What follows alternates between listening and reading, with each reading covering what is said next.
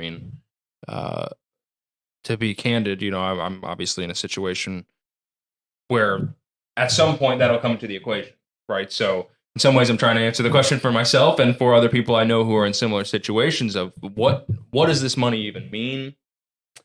Is my job to turn this into $1 bajillion, or is my job to make sure it doesn't disappear?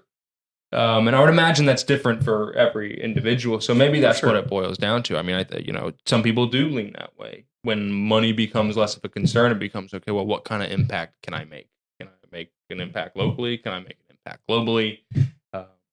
So I don't know. Maybe that's what it is. Maybe part of it is a sounding board, right? Just to say like, okay, let's talk about what money means to you. Because for most people, money doesn't get to mean anything other than food and shelter, and that's the reality. Yeah, maybe a couple trips to Italy later on. Right. Exactly. I don't know anybody who's doing that. Nobody. Total sure they're looking forward to it. Yeah. So for a lot of people, I mean, this is a weird space to be in, to where it's okay. First of all, the money is legacy.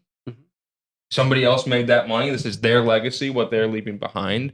Some of it, again, is okay. Also, the future. What does the future look like as a result of this legacy? And again, this is an open conversation to anybody watching. I know a handful of people who fall into this category. I'm just genuinely curious.